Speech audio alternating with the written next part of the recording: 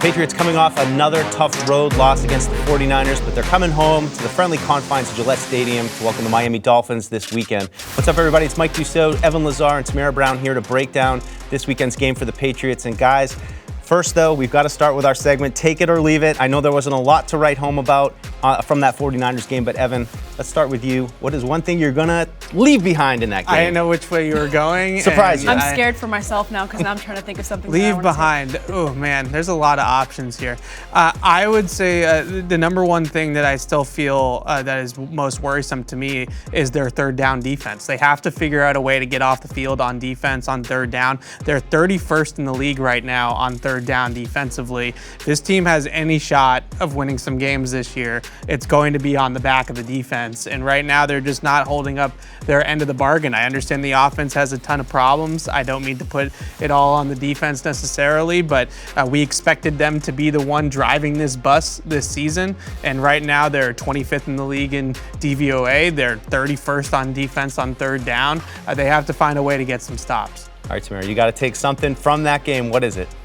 My Virginia Tech Hokie, Joey Sly. That's a good one. Yeah, he was That's great. A good one. He was so great on special teams. He showed up for this team when they needed it. The 63-yarder was just everything, seeing that go through, and then he hit another big one later on. So if he can continue to play well and put points on the board for the Patriots, I think things will go well for this team. I was talking to him in the locker room after the game, and I asked him, like, where are you good from? Like, what's your max distance? He said he thinks he can make it from 70.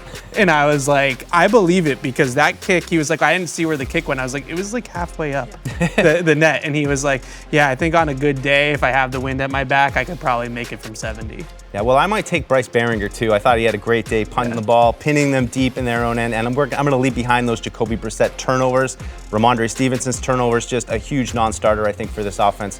So, guys, let's get into the Dolphins. We saw Monday Night Football, pretty painful. Somehow this team has completely fallen apart without Tua at the helm of their offense, which is a little bit mind-scratching to me, Evan. What are your thoughts on that? Just how does there so much drop-off? I know that Huntley is, he is what he is. He's a practice squad player from Baltimore, but how does it get to this point? Well, just watching their offense a little bit last night, or Monday night, I should say. I don't know when we're posting this. Monday night, they still are trying to do a lot of the different motions and things like that Mike McDaniel does. But the big deal with that is that everything with that is controlled by the quarterback. When they motion, when everybody gets set. How many penalties did you see on Monday night? Illegal man downfield, illegal motion, Tyreek Hill's getting started before the ball snapped.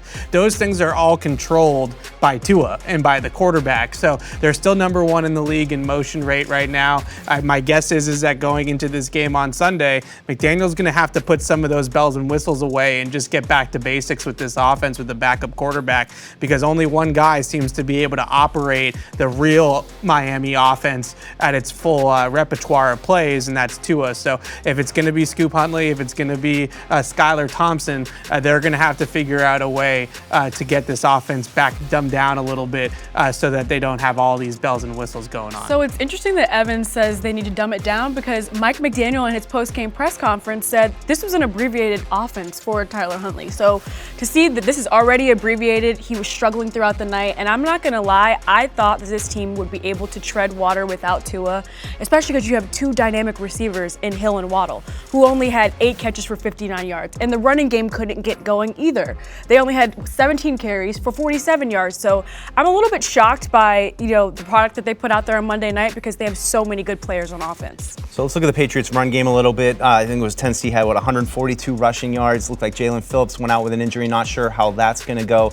Guys, we know how important the Patriots' running game is. Can they get it going against this Dolphins defense? Well, the issue that has been the last couple of weeks is that they put in those first 2 weeks their run game on film, and the Jets and the Niners recognized they can't beat us down the field in the passing game. So now all of a sudden they're seeing single high safeties. They're seeing a lot of press man on the outside. Everybody's near the line of scrimmage for these defenses right now, just daring the Patriots to go over the top. So it's one of those schematic chess match things where until the Patriots passing game makes defenses back off a little bit, it's going to be difficult to run the football into these 7 and 8 man boxes. The first couple weeks of the season, the Bengals, the Seahawks, they didn't necessarily have have the film to go back to look at and say, oh, well, they can't beat us through the air over the top, so we can crowd the line of scrimmage. So they just played their base defense. They played their normal defense against the Patriots. Now they're getting game planned. And until they can find a way to pass the football down the field, then they're going to continue to get game planned, and the run game is going to get taken away from them. Yep. That kind of scares me because when I look at Jalen Ramsey and Jordan Poyer, who the Patriots are very familiar with, I don't know that they can get the passing game going with those two guys in the secondary. I am happy, though, that Jalen Phillips potentially won't play with his knee injury. He's a monster out there. It's definitely a difference maker when he's on the field. But when I look at them, I'm looking at Jordan Brooks. He was really good in that game. He had a sack, 2 tackles for loss, and I think 1 quarterback hit. And when I was looking at his stats throughout the rest of the 3 years, because the Patriots haven't played him yet because he was on the Seahawks previously, he's at 100 tackles over the last 3 years. So he's a guy who's going to be consistent coming into this one. And if I was the Patriots offense, I would be circling him. All right, guys, last segment now. We always take one key Patriot for this matchup. Tamara, I'll start with you. Who's your one key Patriot for this game you're focused on? I'm going to have to go with Joey Sly. Unfortunately, watching the Monday night game, Nick Folk was the MVP. I think he had 5 or 6 field goals that got the Titans the win. So I think in this one, with both of these offenses struggling like we've talked about throughout this preview, it's going to come down to special teams, I think. Joey Sly is going to probably win on field goals this weekend. I hope to see him make maybe 3 or 4. That's a good one. I'm still going to go on the defensive side of the ball, though, and I feel like I pick Christian Gonzalez every week, so I'll go Jonathan Jones this week. In the past, he's been really good against Tyreek Hill, one of the better corners, matching speed on speed with Hill in the NFL. His stats against Hill over the years are pretty spectacular, just against one of the best receivers in the NFL. And watching that game on Monday night, Hill still got open deep a couple times. He didn't get the ball because Huntley didn't get him the ball in certain situations, but there was one time he burned L'Jarius Sneed down the sideline, should have been a touchdown. So I still see Hill doing his thing. The Patriots are going to have to worry about that because eventually Huntley will get him the football. Yeah, my guy's got to be Ramondre Stevenson. We got to break that streak of fumbles and get some rushing yards on the ground. That's how the Patriots offense needs to go. Well, that's going to do it for us here for the Dolphins and Patriots preview. We'll be right back next week with another edition.